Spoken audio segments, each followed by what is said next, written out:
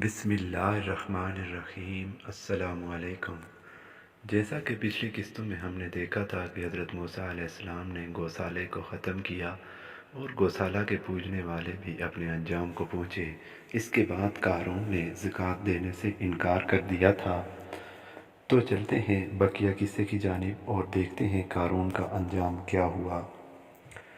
چنانچہ مال کی محبت اور بخل کی وجہ سے قارون نے زکوٰۃ ادا کرنے سے انکار کر دیا اور کہا میں نے تمام دولت خزانہ اپنی چالاکی اور ہنر سے بنایا ہے، پس اگر اس سے زکوٰۃ دوں گا تو یہ کم ہو جائے گا، اور کہا کہ بھلا مجھے زکوٰۃ کیا فائدہ دے گی سوائے میرے مال کے نقصان کے۔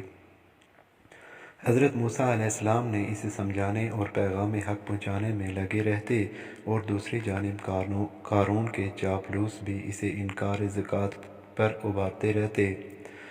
جب قارون نے دیکھا کہ حضرت موسیٰ اور مومنین بنی اسرائیل اسے ترغیب اور وعظ و نصیحت کرنے سے پیچھے نہیں ہٹنے والے، تب اس نے حضرت موسیٰ پر تہمت لگا کر انہیں بدنام کرنے کی سازش تیار کی تاکہ لوگوں کی توجہ اس سے ہٹ جائے اور وہ حضرت موسیٰ کی باتوں کو جھوٹ اور غلط جانے۔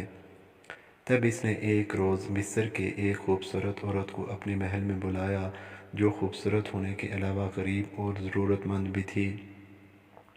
قارون نے اسے کچھ اشرفیاں اور دینار دیے اور کہا کہ تم میرا ایک کام کر دو اور میں تمہیں ڈھیر دولت دوں گا، اور اس کے علاوہ خوب مہنگی پوشاکیں اور زیورات جواہرات وغیرہ بھی دوں گا۔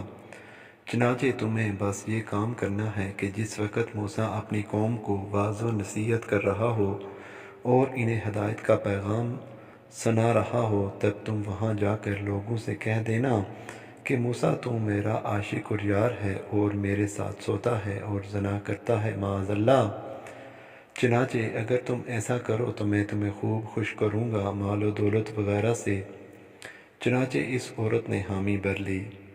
بس کچھ دن بعد حضرت موسیٰ علیہ السلام منبر پر بیٹھے اور اپنی قوم سے وعظ و نصیحت فرما رہے تھے اور احکام الہی سمجھا رہے تھے کہ جو شخص زکوٰۃ نہیں دے گا اللہ کے ہاں اس سے اس کے مال کے بارے میں پوچھ ہوگی اور اس کے پکڑ ہوگی، اور یہ کہ جو زنا کرے اسے سنسار کیا جائے گا یہاں بھی اور اللہ کے ہاں بھی اس کی یہی سزا ہوگی۔ تبھی قارون بھی وہاں آ گیا اور اس کے ساتھی بھی اس کے ساتھی تھے، اور اس عورت کو بھی بلوا لیا، اور قارون نے اسے کہا اے موسیٰ اگر تم نے زنا کیا ہو تو؟ آپ نے فرمایا بے شک مجھے بھی قتل کیا جائے۔ تب قارون نے کہا اے لوگو، موسیٰ کا ایک عورت کے ساتھ جارانہ ہے اور میرے پاس گواہی اس کی موجود ہے۔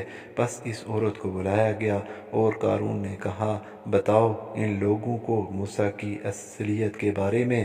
تبھی اللہ کے حکم سے اس عورت کا دل غلط بات سے پھر گیا اور کہنے لگی کہ قسم ہے اس ذات کی جس کے قبضے میں میری جان ہے، موسیٰ پاک اور معصوم ہے اور اس کا میرے ساتھ کوئی تعلق نہیں، بلکہ یہ سازش قارون کی تھی موسیٰ کے خلاف، اور اسی نے بہکایا مجھے لالچ دے کر کہ میں موسیٰ پر تہمت لگاؤں اور اسے رسوا کروں لوگوں میں۔ پس جب حضرت موسیٰ نے یہ سنا تو غش کھا کر زمین پر آ گرے۔ تب حضرت جبرائیل نے آ کر آپ کو سنبھال لیا اور ارشاد ہوا اے موسیٰ ہم نے زمین کو تمہارے حکم کے تابع کیا، پس اسے جو حکم دو گے وہ کرے گی۔ حضرت موسیٰ نے قارون سے اس جھوٹی تہمت لگانے اور رسوا کرنے کی کوشش کے بارے میں پوچھا تو اس نے چند اور باتیں کیں جو نامعقول تھیں۔ پس حضرت موسیٰ نے زمین پر عصا مارا اور حکم دیا زمین کو کہ دھسا لے قارون کو اپنے اندر۔ چنانچہ زمین نے قارون اور اس کے ساتھیوں کو گھٹنوں تک زمین کے اندر دھسا لیا۔ تب اپنی غلطی تسلیم کی اور معافی مانگنے لگا۔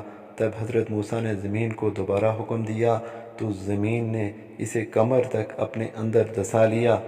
تب پھر گڑ گڑانے اور معافی مانگنے لگا۔ تب حضرت ہارون نے بھی رشتہ داری اور برادری کے ناطے اس کی تقصیر معاف کرنے کی درخواست کی، لیکن حضرت موسیٰ نے پھر زمین پر عصا مارا تو زمین نے اسے گردن تک اندر دھسا لیا۔ پس جب اس نے کوئی اور راہ فرار نہ پائی تو کہنے لگا اصل میں موسیٰ کی نظر میرے خزانوں پر ہے، وہ مجھے زمین میں دھسا کر ان پر بنی اسرائیل کے غربا کو قابض کرنا چاہتا ہے۔ تبھی حضرت جبرائیل اس کے سارے خزانے اس کے سامنے لا کر رکھ دیے۔ تب حضرت موسیٰ نے حکم دیا زمین کو کہ دھسا دے قارون کے خزانے، اول اس کے سامنے اور بعد اس کو بھی اپنے اندر دھسا لے۔ چنانچہ زمین نے حکم پورا کیا اور اس طرح قارون اپنے ساتھیوں اور خزانے سمیت زمین میں دھسا دیا گیا۔ یہاں تک قارون کا قصہ تھا جو ختم ہوا۔ انشاءاللہ اگلا قصہ بنی اسرائیل کی ایک گائے کا ہوگا۔